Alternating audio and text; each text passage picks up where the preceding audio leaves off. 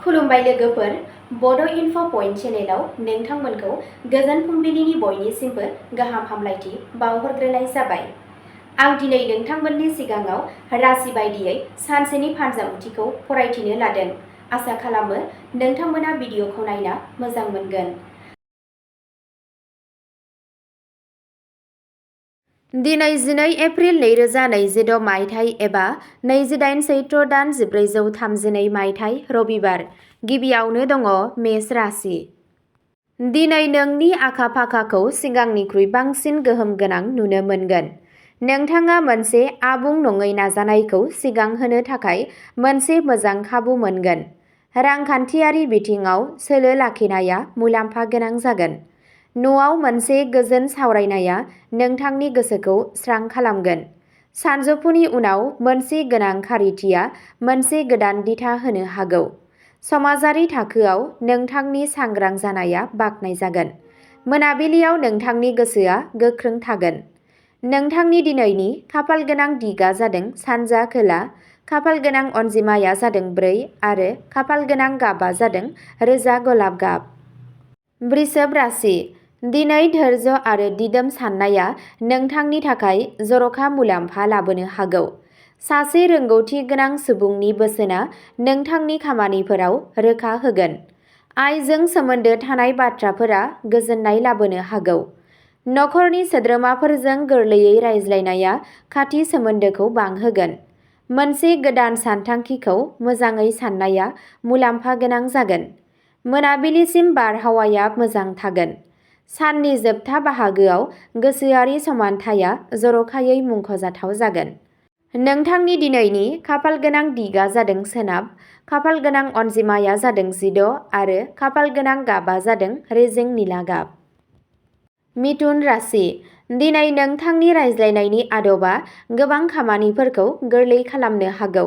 लोगोफोरजों सानस्रिफोरखौ रानलायनाया मुलाम्फा जागोन। गोदान खारिथिनि थाखाय थिरांथाफोरा गोरलैसिन जागोन। रांखान्थियारि बिथिङाव संयम लाखिनाया मोजां जागोन। फरायनाय आरो सोरजिथायजों नांथाबना थानाय सुबुंफोरा मोनसे मोजां मोन्दांथि मोनगोन। मोनाबिलियाव मोनसे मुजिथाव आयदाया गोसोखौ गोजोन होगोन। गोदान थुलुंगा होनाया बे सानखौ गोसोखांथाव खालामनो हायो। नोंथांनि दिनैनि खाफालगोनां दिगा जादों सा-सोनाब, खाफालगोनां अनजिमाया जादों 8 आरो खाफालगोनां गाबआ जादों गुफुर गाब। कर्क राशि। दिनै गोजोन आरो गियान मोन्नैबो नोंथांजों थागोन। खामानि थिलियाव गुरै आखु दिन्थिनाया हेफाजाबखौ बांहोगोन। रांखान्थियारि बिथिङाव सांग्रां जानानै आवगायलांनाया मुलाम्फा गोनां जागोन। नखराव सोरबा मोजां मोनजाग्रा सुबुंजों सम हगारनाया गोजोनथाव जागोन।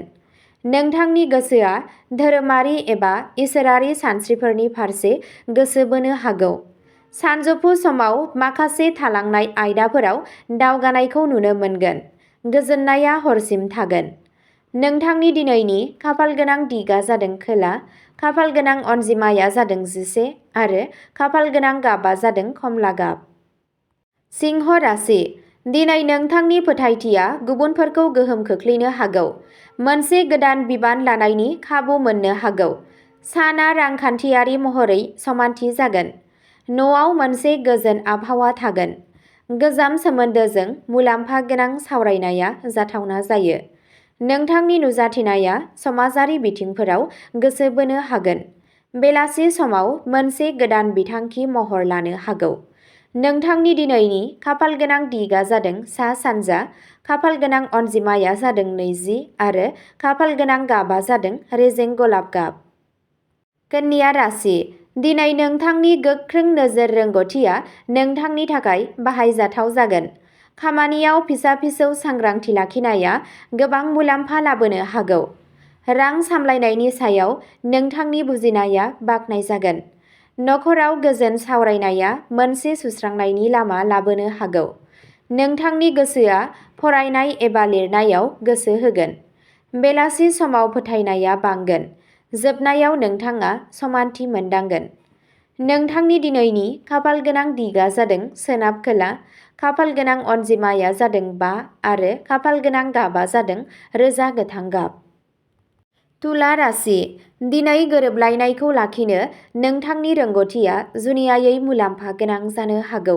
जायखिजाया जथाय हाबायाव नोंथांनि बिफावआ गोनां जागोन। रांखान्थियारि बिथिङाव दबथायनाया गाहाम जागोन। नोंथाङा नखरजों गोदै सम बारहोनो खाबु मोनगोन। लोगोफोरनिफ्राय मोन्नाय बोसोनफोरा थुलुंगाखांनाय जानो हागौ। मोनाबिलियाव आबहावाया गोजोनथाव जागोन। सोरजिलु सानस्रिया मोनसे गोदान लामा होनो हागौ। नोंथांनि दिनैनि खाफालगोनां दिगा जादों सानजा, खाफालगोनां अनजिमाया जादों 7 आरो खाफालगोनां गाबा जादों अख्रां गोथां गाब। वृश्चिक राशि दिनै नोंथांनि मोनसे गोथौ आयदाखौ बुजिनो गोसो जानायखौ बांहोनो हागौ। खामानि थिलियाव धैर्यजों लानाय थिरांथाफोरा मुलाम्फा गोनां जागोन। राङारि सानथांखिफोराव रोखा नुनो मोनगोन। नखराव जायखिजाया गोनां आयदाया गोरलैयैनो सुस्रांजायो। साननि उननि समाव गावजों गाव फोथायनाया बांगोन। मोनसे गोजाम रोंमोनदांथिनिफ्राय दिनै मदद मोनगोन। नोंथांनि दिनैनि खाफालगोनां दिगा जादों खोला-सोनाब, खाफालगोनां अनजिमाया जादों 29 आरो खाफालगोनां गाबा जादों निला गाब। धनु राशि दिनै गोदान सोमोन्दोनि गेजेरजों गोनां सावरायनायखौ गायसननो हायो। खामानि थिलियाव दावगानायनि थुलुंगाया थाबाय थागोन।